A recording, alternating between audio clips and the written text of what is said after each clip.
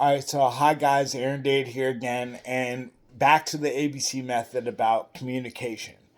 And you know, again, it's so funny when we visit communication in relationships. A lot of times, people don't realize that this is about being able to establish boundaries.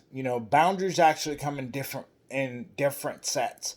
You have your intimacy boundaries, you have your vulnerability boundaries, you have your God habit boundaries, you have your just plain old relationship boundaries, and then you have your last but not least is communication boundaries.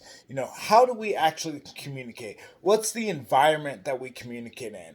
And instead of looking at hero enemy type of communication, how about we look like we're on the same team? We play for the same team. We're trying to beat the same enemy, because there really is only one enemy. And what happens when you're setting communication boundaries, when one side isn't acting the way that you kind of envisioned it, or there are kind of monkey wrenches thrown in the plan, you want to put that frustration where it belongs. Don't be frustrated with the person, be frustrated with the enemy, because that's who's really putting lies in their head and deceiving them, distracting them to make them think it's something that it's really not. And if you put your frustration on them, then it becomes a finger pointing contest. Who can really, your sin is greater than mine. Your problems are bigger than mine. I do better than you at everything. You don't do this much. It's always one side, it's bigger than the other one. It's just this big finger pointing contest. And now you guys, the enemy's laughing. Just to be clear about that, the enemy is laughing because he created division from the inside out, and now you two are pointing at each other instead of pointing at him and saying, you know what, you're going to stay under my feet where you belong. So, communication boundaries is about really having that frustration where it's supposed to be. If we have an issue, a debate amongst the two of us, then let's actually settle this between the two of us, with God's alignment, and not, just two people arguing over logic, as I call it. For the man in the ABC method, as I talk about it, when you're in a communication, when you're having communication boundaries, the man really needs to understand you cannot sit on the fence. You have to make a decision. You have to make a decision which way we're going. What are we actually doing? And sometimes the woman is not going to agree with you. Every time the woman is not going to agree with you. But if you have God's word under it, then it's okay if the woman does not agree with you, as long as you're in agreement with the word, not your interpretation of the word, though. That's another communication boundary. Your God habit boundaries are really things that you can do to improve. These are really things that you can do to improve your relationship with God. But your communication boundaries are to make sure that the life application of the word is in your relationship, in your communication. So let's take this to the actual word. And we're going to go into Mark chapter 12, and it starts at verse 38, where Jesus is really talking about religious leaders. And this is a very well known interaction. And it's funny that, when I speak to couples, men and women, or men and women at the same time, the boundaries conversation, we always like, the man is like, I just want to make her happy. Whatever makes her happy, that's my boundary. If she's going to be unhappy on the other side, then, I'm going to stay away from that. The woman is like, I want to make sure that he's happy, but I'm happy at the same time.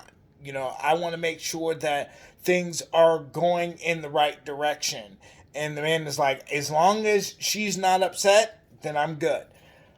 Problem with this is, as it talks about in Mark, it says, in his teaching, he was saying, beware of the scribes who like to walk around in long robes and like respectful greetings in marketplaces, and chief seats in the synagogues and places of honor at banquets, who devour widows' houses, and for appearance sake offer long prayers. these will receive greater condemnation. So, what Jesus really is talking about, and if you're paying attention, Jesus has boundaries. He's basically saying the people that act like this, yeah, I'm not going to be hanging out with them. You're not going to see me around these people, even though they call themselves religious leaders. You're not going to see me hanging around these people, or as God talks about it, if they deny his son, they don't even eat with them. So what he's saying though is they're in long robes and they like respectful greetings in marketplaces. So in public, they're super nice. They're very, very good. And this is the communication boundary, where I'm approachable and I'm nice on the appearance. But at the end of things, my motivation is not pure. So, as it talks about, they devour widows' houses and, for appearance's sake, offer long prayers. They have these big, as my wife calls it, and I definitely agree with her, the wolf in sheep's clothing, for appearance sake. And so everybody says, oh, these guys are so intellectually religious. They have all this head knowledge of the word. I want to make sure that I follow these guys. For appearance sake, they have these long prayers. But at the end of the day, they're going to receive greater condemnation. And so when you have communication, when you're trying to establish communication boundaries, you want to make sure that you're surrendering to God's alignment, which is something that I'm going to discuss in the examples, because these are things that myself and the men in the 21-day challenge we're going to really, really, really dig into these things, like how we do in power hours, where I'm helping other people really shape communication, and I really don't want to go into those things, because there are some things that we really do that, a lot of times when you look at it, you're like, why do I have to do this? This is hot coals down my throat. And then when it's explained to you and you actually see what's happening, you're like, oh, whoa, that completely makes sense. So, anyway, your religious leaders have this, a lot of times they have these great appearances, and in communication boundaries, you don't want the great appearance of things and the motivation's wrong. You want to make sure your motivation and your appearance are completely clear. And as I talk about in the ABC method, we're really presenting two maximum boundaries, real hardliner boundaries to your approachable idea. So, and again, we can go into examples in the next video, but I just wanted to touch on boundaries today. And so again, this is Aaron Dade, and this is in the ABC method. This is the boundaries introduction, and I'll talk to you guys again soon. God bless.